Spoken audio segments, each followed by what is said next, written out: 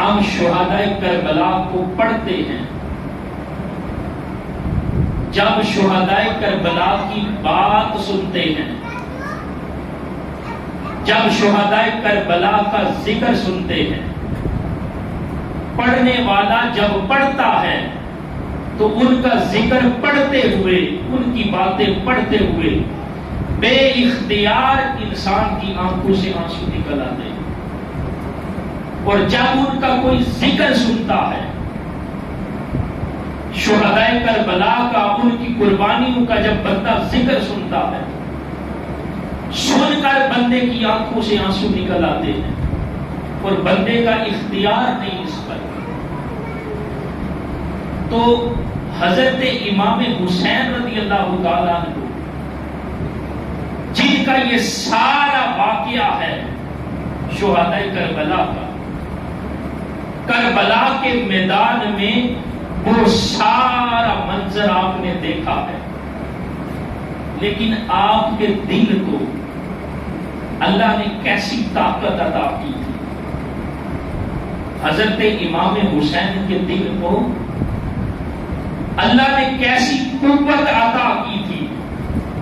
اسی حوالے سے آج میں نے ذکر کرنا ہے کہ امام حسین کے دل کی قوت کتنی ہے، طاقت کتنی ہے۔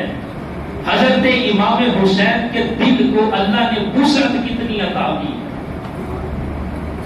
دیکھیں قرآن مجید کے اندر اللہ رب العزت نے یہ فرمایا، ان اللہ علی کل شیء قدیر، بے شک اللہ تعالی ہر چیز پر قادر ہے، جو وہ چاہتا ہے وہ کرتا ہے۔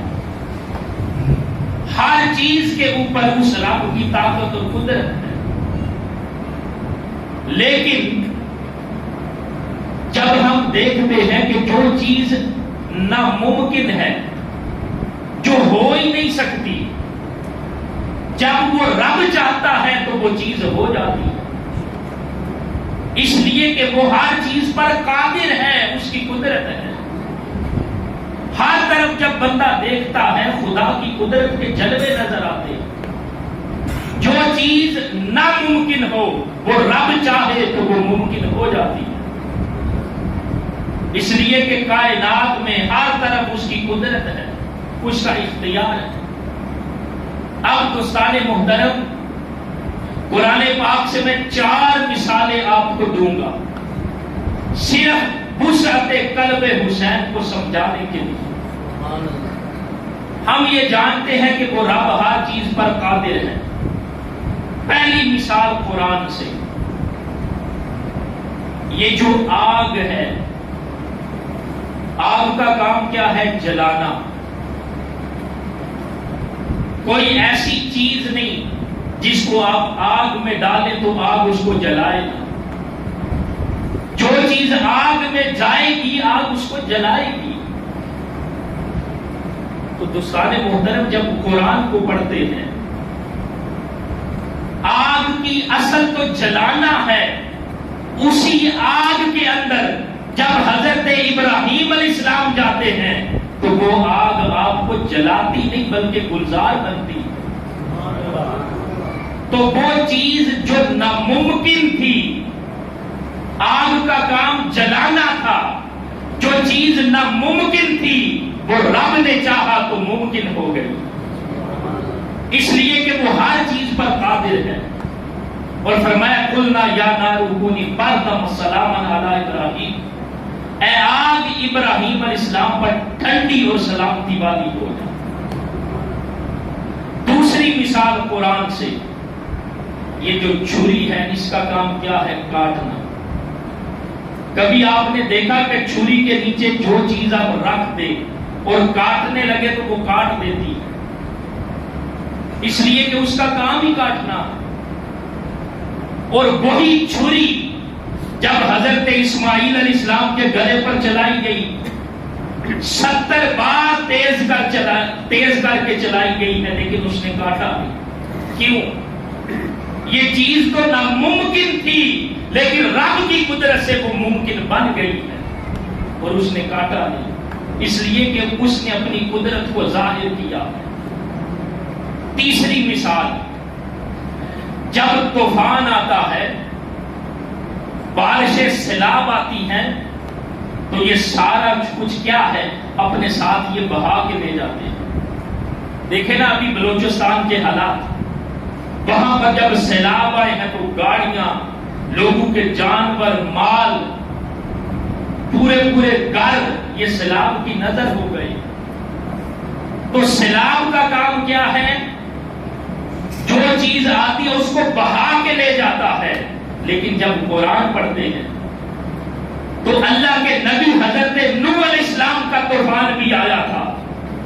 اسی طوفان کے اندر جو ساری چیزیں تھیں وہ بہ گئی تھی، وہ غرق ہو گئی تھی، مگر اسی طوفان کے اندر جو حضرت نوح علیہ السلام کی کشتی ہے، جو اس میں سوار ہو گیا ہے، اسی طوفان کے اندر وہ سلامت رکھتی ہے. طوفان بھی چل رہا ہے، سب کچھ بہا کے لے گیا، غرق ہو گئے سب، لیکن طوفان نوح کے اندر آپ کی کشتی سلامت رہی ہے. جو چیز ناممکن تھی وہ رب نے چاہا تو اس کی قدرت سے ممکن ہو گئی. چوتھی مثال، ابرہا اپنے ساتھ 900 ہاتھیوں کا لشکر لے کے آتا ہے اللہ کے گھر کعبے کو گرانے کے لیے. جب وہ اپنے ساتھ لشکر لے کے آتا ہے تو ہاتھی کتنا بڑا جانور ہے، اس بڑے جانور کو ایک چھوٹے سے پرندے ابابیل کے ذریعے سے اتنے بڑے جانور کو صفحہ ہستی سے مٹا دیا ہے، محو کر دیا ہے. تو کیا تھا؟ بظاہر تو نظر نہیں آتا، ارے رب کی قدرت تھی. جو چیز ناممکن ہو وہ رب کی قدرت سے ممکن ہو جاتی. یہ 4 مثالیں میں نے آپ کے سامنے دی ہیں. اب آئیں شہدائے کربلا کی طرف کہ میرے مولا جب طوفان نوح آیا تو اس کے اندر حضرت نوح علیہ السلام کی کشتی کو سلامت رکھا. اے میرے مولا کیا تو یزیدیت کے طوفان سے اپنے محبوب کی آل کو سلامت نہیں رکھ سکتا تھا؟ جب حضرت اسماعیل علیہ السلام کے گلوئے نازک پر چھری چلائی اس نے کاٹا نہیں، تو آپ سے بھی کئی گنا نازک گلا امام حسین کے چھوٹے شہزادے حضرت امام علی اصغر جو 6 ماہ کے تھے، ان کا گلوئے نازک تو ان سے بھی نازک تھا. کیا اللہ رب العزت ان کو نہیں بچا سکتا تھا؟ وہ بچا سکتا تھا. جو چیز ناممکن ہو اس کی قدرت سے ممکن ہو جاتی ہے. لیکن میرے مولا تو نے بچایا کیوں نہیں؟ یہ اللہ کا گھر کعبہ جس کو ابرہا کے لشکر سے بچایا ہے، ارے وہ کعبہ جس کے بارے میں میرے آقا نے فرمایا، کعبے کو مخاطب کر کے فرمایا اس رب کی قسم ہے جس کے قبضہ قدرت میں محمد کی جان ہے، اے کعبے تجھ سے بھی زیادہ عزت ایک مومن بندے کی ہے. ایک مومن کی عزت تجھ سے بھی زیادہ ہے، ایک مومن بندے کی حرمت تجھ سے بھی زیادہ ہے.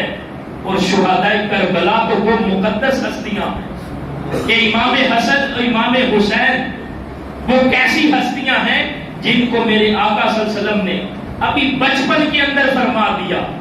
غالباً 6-7 سال کی عمر ہے آپ کی، اور میرے آقا نے پہلے ہی فرما دیا الحسن والحسین سیدہ شباب اہل الجنہ.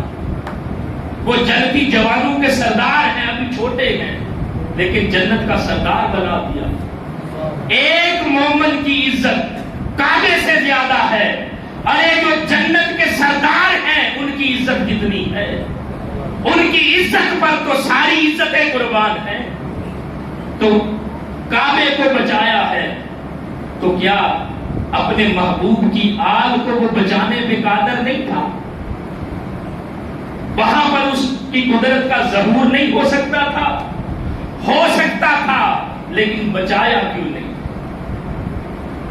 فرمایا قرآن پڑھو، رب کا قرآن اس بات کا جواب دیتا ہے. اب وہ میں آیت پڑھنے لگا ہوں جو خطبے میں پڑھی ہے. جب اس آیت کا ترجمہ کروں گا تو ساری چیزیں ہمیں سمجھ آ جائیں گی. فرمایا لا یکلف اللہ نفسا الا وسعها. فرمایا کسی جان کے اوپر اللہ اتنا بوجھ ہی نہیں ڈالتا جس کو وہ برداشت نہ کر سکے. یعنی کسی جان کے اوپر اس کی طاقت سے زیادہ خدا بوجھ نہیں ڈالتا. کسی جان کے اوپر اس کی وسعت سے زیادہ رب بوجھ ہی نہیں ڈالتا. تو فرمایا میرا حسین، اس کے دل کو میں نے وہ وسعت عطا کی تھی، اپنے حسین کے دل کو میں نے وہ طاقت عطا کی تھی، اپنے حسین کے دل کو میں نے وہ قوت عطا کی تھی کہ میرا حسین میدان کربلا کے اندر وہ سارا کچھ اپنی آنکھوں کے سامنے دیکھے گا. حضرت علی اکبر کی شہادت کو میرا حسین اپنی آنکھوں کے سامنے دیکھے گا. حضرت معصوم علی اصغر کی شہادت کو میرا حسین اپنی آنکھوں کے سامنے دیکھے گا. انو محمد کی شہادت کو میرا حسین اپنی آنکھوں کے سامنے دیکھے گا. اپنے جوان بیٹے حضرت امام حسین کی شہادت کو، اپنے جوان بیٹے حضرت قاسم کی شہادت کو میرا حسین اپنی آنکھوں کے سامنے دیکھے گا. فرمایا میں نے حسین کے دل کو وہ طاقت عطا کی ہے کہ سارا کچھ اپنی آنکھوں کے سامنے دیکھیں گے اور خدا کی رضا کے لیے وہ سارا کچھ آپ برداشت کر لیں گے. کیوں؟ آپ کے دل کو وہ وسعت عطا کی ہے. بلکہ جب آپ امام حسین نے اپنے جوان بیٹے کا لاشا اٹھایا ہے نا، اپنے جوان بیٹے کا لاشا اٹھایا، کچھ مورخین نے لکھا ہے آپ کے جو بال تھے وہ کالے تھے، لیکن جب اپنے بیٹے کا لاشا اٹھا کر خیموں تک لا رہے ہیں تو وہاں تک پہنچنے تک آپ کے سارے بال سفید ہو گئے. دیکھیں نا، اپنے بیٹے کا، اپنی اولاد کا غم اور دکھ تو سب کو ہوتا ہے، لیکن سید الشہداء امام حسین نے سارا کچھ اپنی آنکھوں کے سامنے دیکھا ہے. اور کس لیے سارا کچھ برداشت کیا؟ فقط اللہ کی رضا کے لیے. سارا کچھ اپنی آنکھوں کے سامنے دیکھا ہے، لیکن امام حسین کے دل کو اللہ نے وہ طاقت عطا کی ہے کہ اے میرے حسین، تو نے دنیا کو دکھانا ہے کہ حسین مقام رضا کا بانی ہے. میرا حسین جو صبر ہے اس کا بادشاہ ہے. اگر کسی نے کوئی رب کی رضا کے لیے کرنا ہے اور اس کے راستے میں بڑی بڑی رکاوٹیں آئیں، بڑی بڑی سازشیں ہوں، اگر اس نے کچھ کرنا ہے تو وہ حسین کو دیکھے کہ اس نے سارا کچھ رب کی رضا کے لیے قربان کر دیا. اس لیے کہ میرا حسین مقام صبر پر اور مقام رضا پر فائز ہے، اور میں نے اپنے حسین کے دل کو وہ طاقت عطا کی ہے. دیکھیں نا، پڑھنے والا جب پڑھتا ہے تو روتا ہے، سننے والا جب سنتا ہے تو غمگین ہو جاتا ہے. قربان جب اس ہستی پر جنہوں نے سب کچھ دیکھا ہے مگر اللہ کی رضا کے لیے سارا کچھ برداشت کیا. تربیت بارگاہ مصطفیٰ سے ہوئی ہے، تربیت حیدر کرار نے کی ہے، دودھ سیدہ کائنات نے پلایا ہے، اور وہ سارے جو جلوے ہیں اور بہارے ہیں وہ بندہ کربلا کے اندر دیکھتا ہے کہ سید الشہداء کے دل کو اللہ نے وہ وسعت و طاقت عطا کی. اور کیسی طاقت! حضرت ابراہیم علیہ السلام جب اپنے بیٹے حضرت اسماعیل علیہ السلام کے گلے پر چھری چلانے لگے ہیں نا، آپ نے اپنی آنکھوں پر پٹی باندھ لی تھی تاکہ جو شفقت پدری ہے نا درمیان میں نہ آ جائے. قربان جاؤ امام حسین پر، آپ نے اپنی آنکھوں پر کوئی پٹی نہیں باندھی، سارا کچھ رب کی رضا کے لیے دیکھ رہے. اور حضرت یعقوب علیہ السلام جب اپنے بیٹے حضرت یوسف علیہ السلام سے کافی سال جدا ہوئے نا، تو آپ نے اپنے بیٹے کی جدائی میں رو رو کر جو آنکھوں کا نور ہے وہ چلا گیا. اتنا غم تھا اپنے بیٹے کی جدائی کا. قربان جاؤ ادھر امام حسین پر. یہ سارا کچھ آپ منظر اپنی آنکھوں کے سامنے دیکھتے ہیں لیکن اف تک نہیں کرتے, سی تک کی آواز نہیں آتی, اس لیے کہ حسین مقام رضا کا بانی ہے, حسین مقام صبر پر فائز ہے, اور حسین کے دل کو خدا نے وہ طاقت اور قوت عطا کی ہے کہ میرا حسین سارا کچھ اپنی آنکھوں کے سامنے دیکھتا رہے گا اور خدا کی رضا کی خاطر سارا کچھ برداشت کرتا رہے گا. حضرت نوح علیہ السلام کا واقعہ بھی قرآن میں پڑھتے ہیں. حضرت نوح علیہ السلام بھی نبی ہے, لیکن جو بیٹا ہے جب وہ ڈوبنے لگا نا, انکار کیا, آپ نے اس کو دعوت بھی دی, انکار کیا اس نے, تھا وہ کافر, لیکن جب ڈوبنے لگا تو بیٹا ہی تھا نا. اللہ کی بارگاہ میں حضرت نوح علیہ السلام عرض کرتے ہیں یا بنی ارکب معنا, اے میرے رب میرا بیٹا. یہ آواز آئی کہ میرا بیٹا, تو وہ جو بیٹے کا غم ہے وہ ہر دل میں ہوتا ہے, لیکن ادھر سید الشہداء کو تو دیکھیں, امام حسین کی ہستی کو تو دیکھیں, امام حسین کی ذات کو تو دیکھیں کہ آپ سارا کچھ آنکھوں کے سامنے دیکھتے ہیں لیکن سیتا کی آواز نہیں آتی. اس لیے کہ حسین کا جو دل ہے نا, اللہ نے اس کو وہ طاقت اور قوت عطا کی. اور پھر امام حسین مقام رضا پر خدا کی بارگاہ میں کس طرح فائز تھے.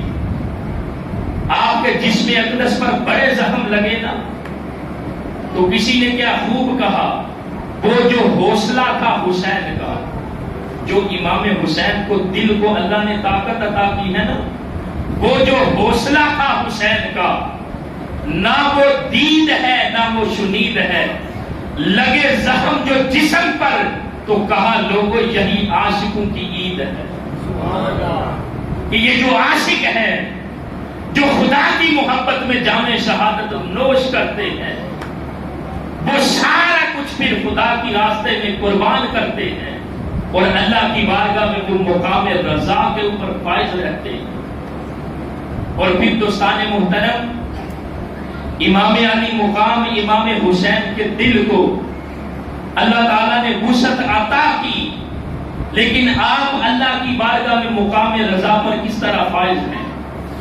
جب قرآن کو پڑھتے ہیں نا تو اللہ تعالیٰ نے اپنے محبوب بندو کو جب بھی پانی کی ضرورت پڑی ہے خدا نے چشمے جاری کر دیے. حضرت موسیٰ علیہ السلام کا واقعہ قرآن میں پڑھتے ہیں. جب آپ نے وَإِذِ اسْتَسْقَىٰ مُوسَىٰ لِقَوْمِهِ, جب حضرت موسیٰ علیہ السلام نے اپنی قوم کے لیے پانی مانگا تو خدا تعالیٰ نے 12 چشمے جاری کر دیے حضرت موسیٰ علیہ السلام کے لیے.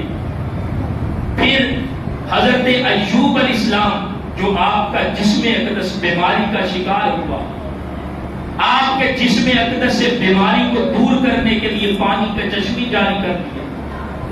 آپ نے پاؤں زمین پر مارا ہے, پانی نکل آیا. حضرت اسماعیل علیہ السلام جب ویراندے کے اندر اپنا پاؤں زمین پر مارتے ہیں پانی کا چشمہ جاری ہو جاتا. حضرت مریم علیہ السلام, آپ اللہ کی بندی ہیں, لیکن آپ نے جب چاہا تو خدا تعالیٰ نے کھجور عطا کر دی, پانی کا چشمہ جاری کر دیا. جب ضرورت پڑی, ارے وہ بھی خدا کے محبوب بندے تھے, ان کے لیے بھی پانی تھا, لیکن ادھر آل رسول ہے. فرمایا اگر امام حسین چاہتے, تاریخ کے اندر ایک منظر ایسا بھی آیا ہے کہ ہر ایک کو پانی کی ضرورت تھی. میدان کربلا کے اندر وہ پانی تھا جس کو حسین کی ضرورت تھی. جب پیاس لگے تو بندہ پانی کے لیے ترستا ہے, تڑپتا ہے. قربان جاؤں شہداء کربلا کی عظمت پر کہ آپ میدان کربلا کے اندر پیاسے تھے لیکن پانی کے لیے نہیں تڑپے, پانی کی پیاس کو برداشت کیا ہے. میدان کربلا کے اندر حسین کے لبوں کو چھونے کے لیے جو پانی تھا وہ خود پیاسا تھا. جب پیاس لگے تو بندہ پانی پیتا ہے، پیاس ہو جاتا ہے، لیکن میدان کربلا کے اندر جو پانی تھا حسین کے لبوں کو چھونے کے لیے، شہداء کربلا کے لبوں کو چھونے کے لیے خود پیاسا تھا. لیکن آپ نے پانی کو نہیں مانگا. ہمارا تو ایمان یہ ہے، آقا اسلام کی امت کا اگر کوئی چھوٹا سا ولی ہو تو اس سے کرامت ظاہر ہو جاتی ہے. ایمان یہ کہتا ہے میدان کربلا کے اندر جو کرامتیں ہیں وہ بھی سوالی بن کے آئیں، مگر امام حسین نے یہ فرمایا ہوگا کہ میں حسین خدا کی بارگاہ میں مقام رضا پر فائز ہوں، میں خدا کی بارگاہ میں مقام صبر پر فائز ہوں. اس لیے آپ نے وہ جو پانی کی پیاس ہے اس کو سارا کچھ برداشت کیا، صرف یہ بتانے کے لیے جو حسین ہے وہ مقام صبر کا اور مقام رضا کا بادشاہ ہے. بلکہ جب شہداء کربلا کے بارے میں پڑھتے ہیں نا، جو عاشور کی رات ہے، 9 اور 10 محرم کی جو رات ہے، ساری رات شہداء کربلا نے اللہ کی عبادت میں گزاری ہے. حضرت امام حسین رضی اللہ تعالیٰ عنہ اپنے مصلی پر خدا کی عبادت میں مصروف ہیں. آپ نے دیکھا کہ سیاہ بالوں والا خوبصورت کپڑوں والا ایک خوبصورت نوجوان آتا ہے. حضرت امام حسین اس سے پوچھتے ہیں کہ تو کون ہے؟ من انت، تو کون ہے؟ پہلے وہ سلام کرتا ہے، السلام علیکم یا ابن رسول اللہ، اے رسول اللہ کے بیٹے تم پر سلام ہو. امام حسین پوچھتے ہیں من انت، تو کون ہے؟ آگے سے وہ عرض کرتا ہے کہ وہ جتنے بھی جن جنہوں نے آپ کے نانا کے ہاتھ پر بیعت کی ہے میں انہی کی اولاد میں سے ہوں، اور میرا جو سارا خاندان ہے وہ میدان کربلا کے اندر، جو کربلا کے اندر جتنے بھی افراد ہیں ان کو دیکھ رہا ہے، ان کی پیاس کو دیکھ رہا ہے، لیکن برداشت نہیں ہو رہا، اس لیے آپ کی خدمت میں حاضر ہوئے ہیں. اور وہ جن عرض کرتا ہے اسمی زعفر، میرا نام زعفر ہے.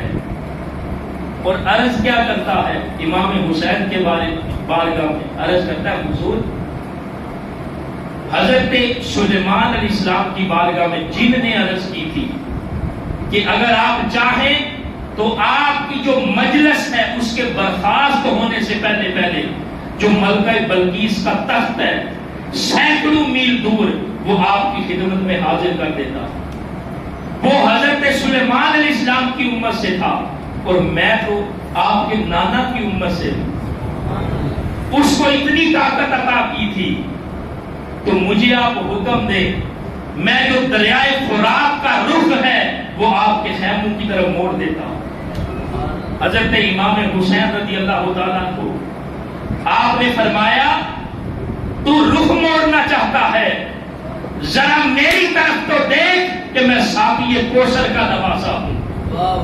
خدا نے ہمارے لیے آسمانی کائنات سے جنت سے کپڑے بھیجے ہیں، میں ساقی کوثر کا نواسا ہوں.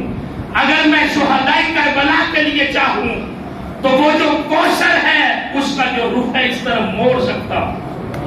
اس لیے کہ جنت سے کپڑے آ سکتے ہیں تو کوثر کا پانی کیوں نہیں آ سکتا؟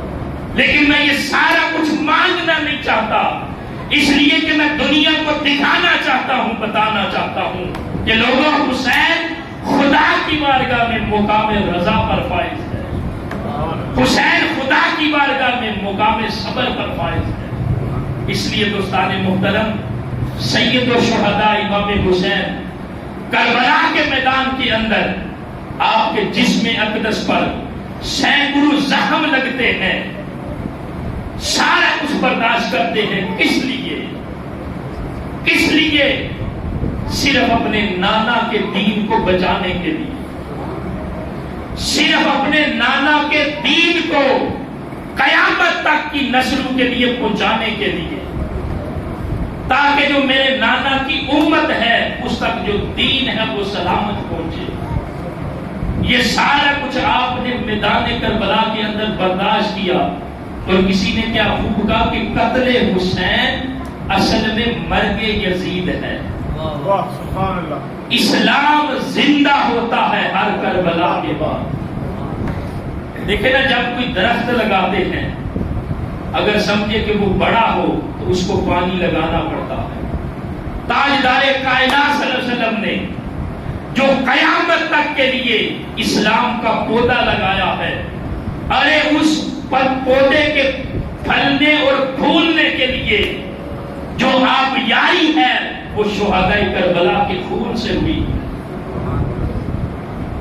وہ جو اسلام کا پودا تاجدار کائنات نے لگایا ہے نا، اس کے پھلنے اور پھولنے کے لیے، قیامت تک کے لیے دین اسلام کو بچانے کے لیے جو شہداء کربلا ہیں انہوں نے اپنا خون پیش کیا۔ اور اس حقیقت کو تو میرے آقا نے ایک حدیث میں بیان کیا ہے